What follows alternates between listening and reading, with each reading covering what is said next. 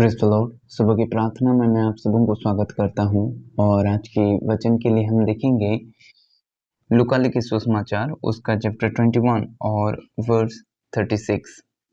इसलिए जागते रहो और हर समय प्रार्थना करते रहो कि तुम इन सब आने वाली घटनाओं से बचने और मनुष्य पुत्र के सामने खड़े होने के योग्य बनो।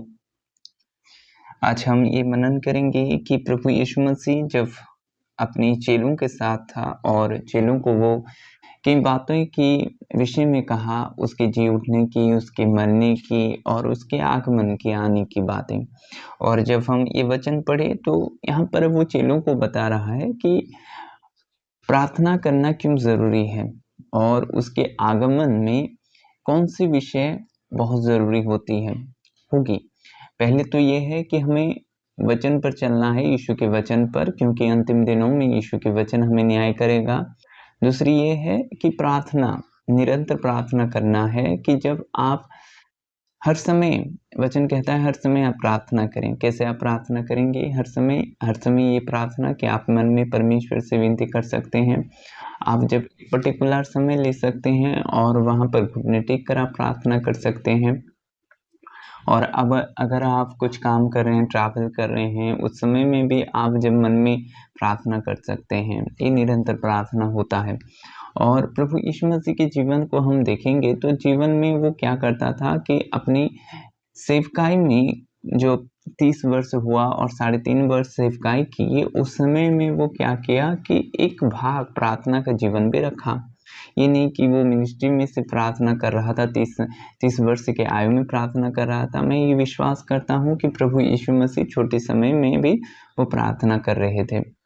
और यहाँ पर चेलों को ये बताया गया कि इसलिए जागते रहो और हर समय प्रार्थना करते रहो कि तुम इन सब आने वाली घटनाओं से बचने और मनुष्य पुत्र के सामने खड़े होने के योग्य बनो। जब प्रभु यीशु मसीह अपने चेलों को ये बता रहा था कि अंतिम समय में मनुष्य पुत्र के आगमन कैसे होगा, जब चेले ने कहा कि तेरे आने का और जगत का अंत का क्या चिन्ह है, तो प्रभु यीशु मसीह के संदेश दिए कि बातें बताए और एक टिप्पणी दी कि प्रार्थना के द्वारा आप मनुष्य पुत्र के सामने खड़े हो सकते हैं। ये कैसे होगा कि प्रार्थना से जब हम प्रार्थना करते हैं, प्रभु की संगति में आते हैं, प्रभु पवित्र है तो हम पवित्र बन नहीं सकते। जब एक व्यक्ति पवित्र है, जब परमेश्वर पवित्र है, तो उसके करीब आने से क्या होगा कि उसकी स्वभाव हम में एक्टिव होगा, उसकी ओर हम आकर्षित होंगे। उसकी समय बिताने में जैसा वो है, परमेश्वर और हमें छाटेगा कि फल फले और हमें बेहतर बनेगा। जब आप जिसी के साथ आप समय बिताओ, चाहे आप एक व्यक्ति, एक वस्तु या एक स्थान के जगह पर आप समय बिताते हो, उसका प्रभाव हम में पड़ता है। जैसे संगति वैसे व्यक्ति होता है। एक ज्ञानीवान व्यक्ति में आप संगति रखोगे तो वो ज्ञान की बातें करेगा। एक धर्मी के साथ आप संगति रखोगे, वो धार्मिकता की बातें करेगा। एक चोर के साथ आप संगति करोगे, उसकी जो चुराना कैसा है वो उसके आप बातें करेगा, वो उसकी प्रभाव आपको पड़ेगा। वैसे हम जब परमेश्वर जो पवित्र है उसके साथ हम समय बिताते हैं तो उसकी तरह बनना हमें पड़ता है, यानी परमेश्वर हमें बनाता है। और इसलिए प्रभु जब प्रार्थना में समय बिताता था, वो खुद परमेश्वर था और वो पिता के साथ वो जुड़ा हुआ था। और यही वजह से वो कहता है कि प्रार्थना बहुत ज़रूरी है कि उन घटनाओं की जो मनुष्य पुत्र के सामने खड़े होने का योग्य। बहुत से बुलाए गए हैं, बहुत से प्रभु को जानने वाले हैं, बहुत से ग्रहण किए हैं, लेकिन प्रार्थना का जीवन कहाँ है? प्रार्थना का जीवन होना बहुत ज़रूरी है, नहीं तो आप हारा हुआ जीवन बिताएंगे। हमें क्लेश आएगा, हमें बीमारी आएगी।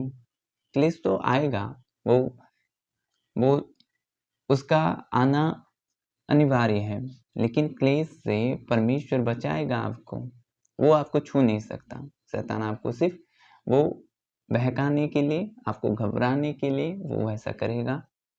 और जब हम प्रार्थना करते हैं तो क्या होता है, बीमारी हमारे जीवन में नहीं आता है। हमारे जीवन में परमेश्वर की ब्लेसिंग आती है, परमेश्वर की जो इच्छा हमारे जीवन पर जो करना चाहता है वो पूरा होता है। और बहुत ज़रूरी है कि ये प्रार्थना जीवन इसलिए भी बिताना है कि प्रभु यीशु मसीह का आगमन का तैयारी हम कर सकें, उसके आने का बाट हम जो सकें।